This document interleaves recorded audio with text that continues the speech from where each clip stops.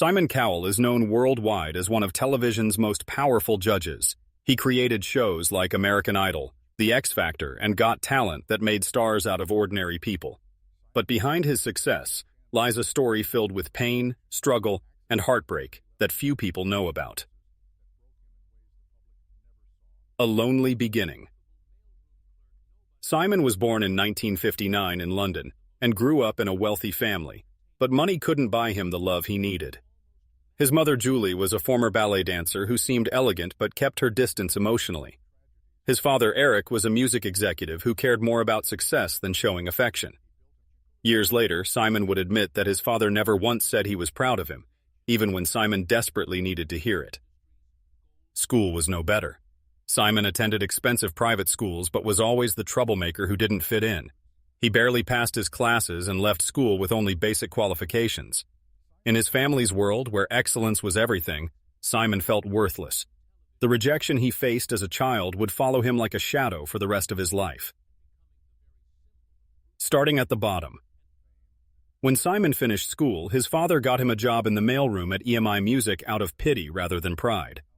Every day, Simon carried coffee to important music producers who never bothered to learn his name.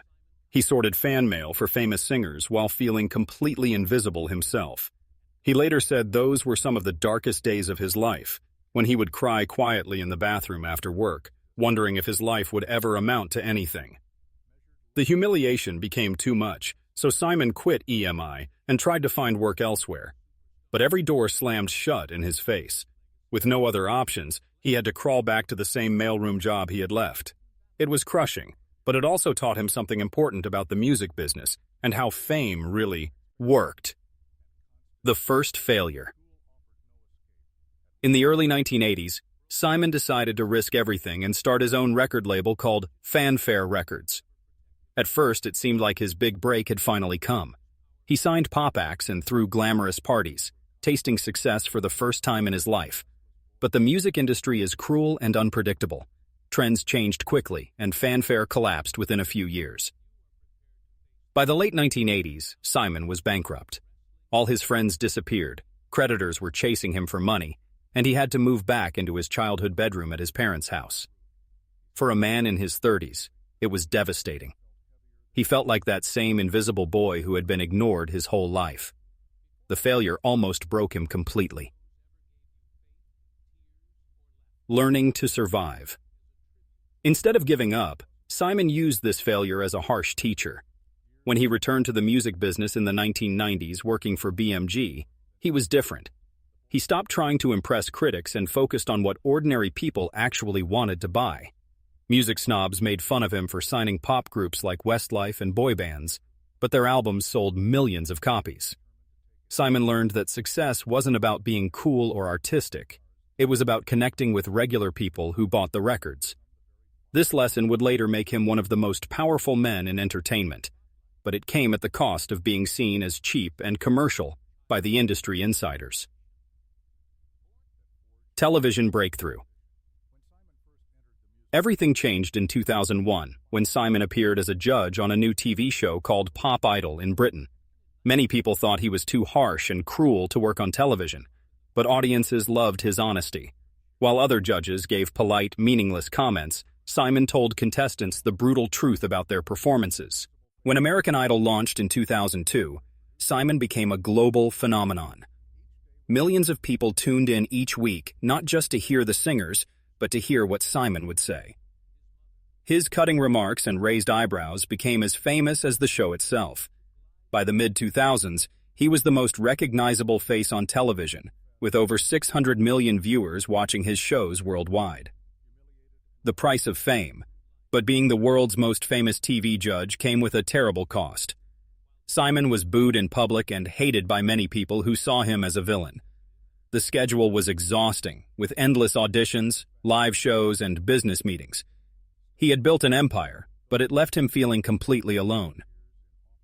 The same bluntness that made him famous also isolated him from real relationships. Friends drifted away, romances failed, and the boy who had once been starved of affection became a man starved of peace. Even surrounded by cameras and applause, Simon often felt incredibly lonely. a scandal, and new life. In 2013, Simon's carefully controlled world exploded when news broke that he was having a baby with Lauren Silverman, who was married to one of his close friends. The scandal dominated headlines for months. Simon was painted as a homewrecker and lost many friendships. It was one of the most powerless moments of his life. But when his son Eric was born in February 2014, everything changed. The man who had spent decades focused on ratings and business deals suddenly discovered what really mattered.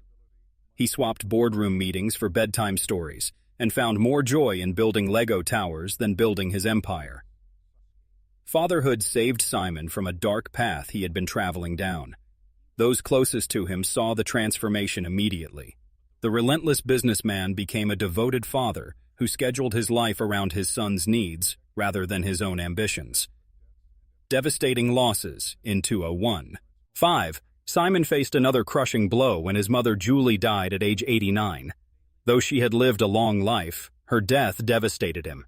She had been the one constant from his troubled childhood, and losing her felt like losing his last connection to his roots.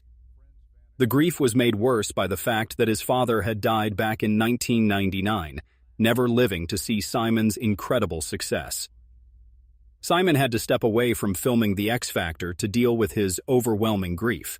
For a man who had spent his life chasing applause, the silence after his mother's death was unbearable. But the loss also changed him, making him more focused on family and being present for the people he loved. Near-death experience. In August 2020, at age 60, Simon's world nearly ended in an instant. While testing a new electric bike in his Malibu home, he lost control and was thrown violently to the ground. His back broke in multiple places, and he later said he came within a minute of dying. The injury required 6 hours of surgery and a steel rod in his spine. For months, Simon couldn't walk without help or sit without excruciating pain. The man who had always been in control of everything suddenly couldn't control his own body. Worse than the physical pain was the fear that his young son Eric might lose his father. The recovery was agonizingly slow. Every step was a victory against despair. But just as Simon was getting stronger, he had another bike accident in 2022, this time breaking his arm and injuring his face. Being knocked down twice felt like cruel punishment from fate. The face in the mirror. As Simon aged under the harsh spotlight of television cameras, he began getting cosmetic procedures to fight the effects of time. What started as subtle touch-ups gradually became more dramatic changes. By 2021, fans and critics were shocked by how different he looked. His face appeared stiff and swollen, no longer resembling the Simon Cowell they remembered. The mockery was merciless. Memes spread across the internet, and headlines asked what had happened to his face. For a man who had built his career judging appearances, being ridiculed for his own looks was deeply painful. He admitted he had gone too far and didn't even recognize himself in the mirror anymore. This humiliation forced Simon to make a difficult decision. He stopped all cosmetic treatments and chose to age naturally. It wasn't easy to face the world without artificial help, but he found strength in accepting his true appearance rather than hiding behind procedures that had made him look fake. Tragedy strikes again. In September 2024, Simon received news that shattered his heart in a way that no personal injury ever could. Liam Payne, one of the young men he had put together in the band One Direction, was dead at just 31 years old. Liam had fallen from a hotel balcony in Buenos Aires, ending a life that should have had decades left to unfold. For Simon, this wasn't just the death of another celebrity. Liam was like family, the boy he had discovered at age 16 and helped turn into a global superstar. To see that bright light extinguished so suddenly felt like losing a son. Simon canceled all his commitments and retreated into private grief. The loss made Simon hold his own son Eric even tighter, as if trying to give him every moment that Liam would never get to experience.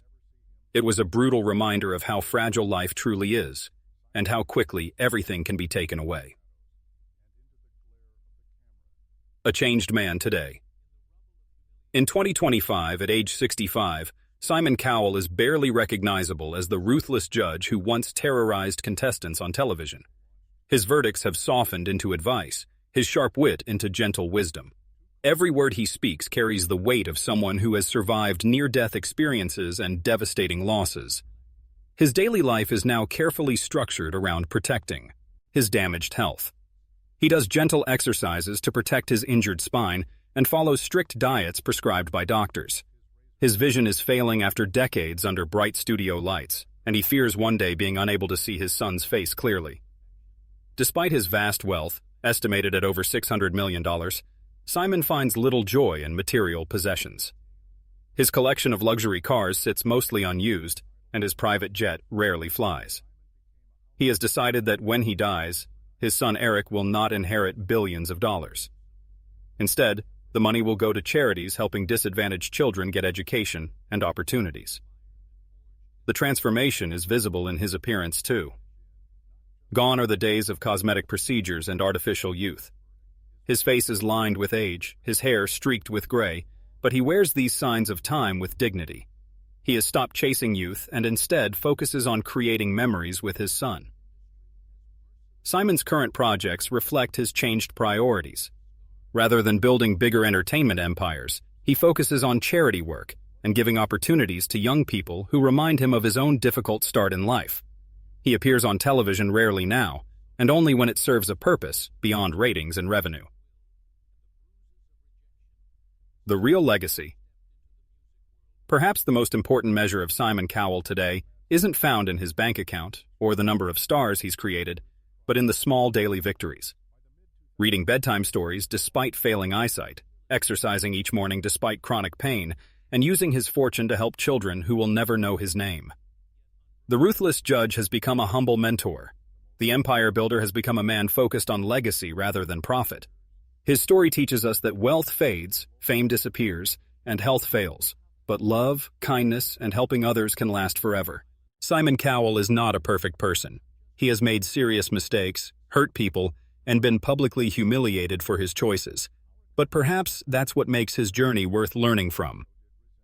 It shows us that true success isn't about avoiding failure, but about having the courage to change after you've fallen down.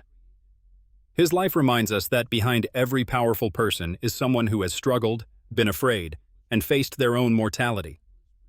The greatest legacy isn't building an empire of money and fame, but showing empathy and using whatever power you have to help others. In the end, Simon Cowell's story is one of survival, transformation, and the discovery that the most important things in life can't be bought or controlled. They can only be lived, one fragile day at a time.